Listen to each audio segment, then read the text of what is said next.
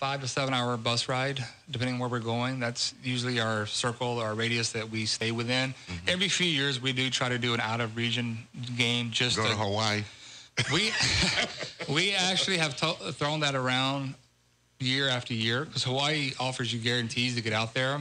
If the guarantee is a little bit bigger, I think we'd make that trip, but it's really expensive to get out there. But we do try to. It is long, but it is Hawaii. Who's going to turn that down, right? Right. But we try to do some out-of-region stuff just so our girls, especially, we have girls that aren't from Tennessee, obviously. We've got Canadians, we've got Colombians, we've got a French national team player as a freshman this year. We're obviously not going to France or probably Colombia to play, but we try to do something out-of-region just to get them how do you recruit internationally? I mean, do you have to travel there? I have been to Colombia. That is not where we got Pam, but we had 2 Colombians prior to her, 2 Colombian national team players that were really big hits for us, and they put us on to Pam.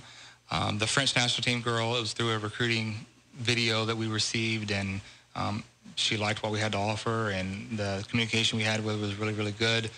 So she's done well for us. So international is a lot about contacts. You know, the Canadians, we do see them because they'll come down to the U.S. and play, or most recently in April, I was in Toronto recruiting, watching some players. So that's not hard to get to as far as Canada, but the Europeans and the South Americans, obviously, we unfortunately don't get to travel that much. Yeah. Do all the OVC teams have soccer teams? The only one that does not is Tennessee State.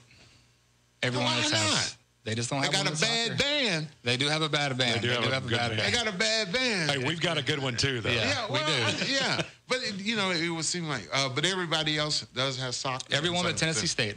Yep. Yeah. So we have 11 teams in our league, 12 total, but only 11 have soccer. Oh, good.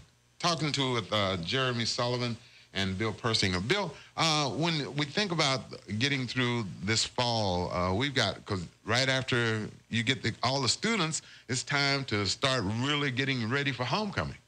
Yes, it is. Yeah, we're already gearing up. We've, you've caught me off guard. I forget the date. I want to say it's usually in October. It is October date. I want to say it's the 22nd, but I'll have to double check that. Yeah. But yeah, we've already been, the committee has met. I'm on the committee myself. We've developed the logo for it and are currently working on putting together some materials on schedules and things like that. In fact, we're in the final rounds of proofing our alumni magazine, which one of the spreads is homecoming. And that's we've got all the schedules kind of still in the works, but pretty much shored up, and we're getting ready for it. Yeah. You know, I was thinking, Bill and Jeremy, tell me what you've seen in the student and the student athlete, how they've changed. You've been at Austin Peay 26 years? 26 years, yes. Yeah. And Jeremy, what do you think, how they have changed, the student athlete has changed since you got to Austin Peay? And where did you go to school? I did my undergrad at Jacksonville State, two OVC schools. I finished my undergrad at Jacksonville State, and then I did my master's at Belmont. Okay. So I know OVC pretty well. So you're in the same, predicament that I'm in. Yeah. I'm still paying for the Curb Center. I had 2 daughters graduate. So, yes, that's a nice facility. But anyway. So tell me what you think, how the student has changed. You know, I've been here 10 years now, and for us, the campus has changed as far as the student population. I think there's a lot more excitement within the students that are here. I think we're getting less just regional type students, those... Less? The number's still there. It's still strong. We still have a lot of, people that can drive 30 minutes to come here. But I have seen a little bit more of that diversity change a little bit. Student athletes obviously help that. So with our recruiting that we do, all the sports. Is that a good thing? It is. You're creating some diversity. You're be able to go to class with people that's not from the same region as you. Utah?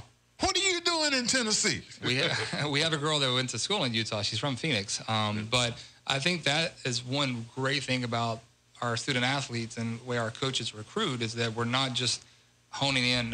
We want to win Middle Tennessee, but we also know we have to go outside of Middle Tennessee to bring in recruits.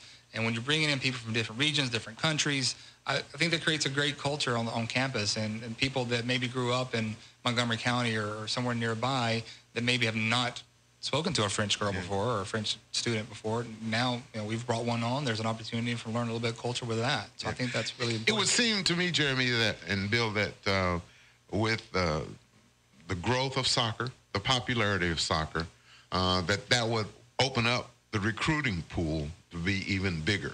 It is. I remember when I first moved to Tennessee, we definitely, our pool of Tennessee kids that we were looking at was smaller because your UTs, your Vanderbilts are going to get it, and your Memphises are going to get in those top kids. But then there was a pretty big gap in ability between the top kids and what you were looking at. Now there's so many kids that we would like to have come play at Austin Peay. So the sport has definitely grown and evolved, and the quality has grown and improved quite a bit in the state of Tennessee. And would that mean that the parity is more evident with soccer at the university level? Yeah, especially in our league. I consider us always in the mix for sure. But there's always one or two teams that may surprise you, but who's going to be good, and it's usually, we have 11 teams. It's usually 1 through 8. You're battling for a championship. There might be a few that are off here and there on a year if they've had big turnover or something, but you can't bank on who's going to win every year in our league. Any schools that you all play out of league that are big schools? Any SEC schools? Not this year. We have played Alabama. Alabama's actually come to play us before at our place. We played Ole Miss a few years ago. Just last year, we went to Texas and played Texas Christian. TCU. Mm-hmm. It was the first 3 minutes were rough, but you take those first 3 minutes out of the game, we had a game.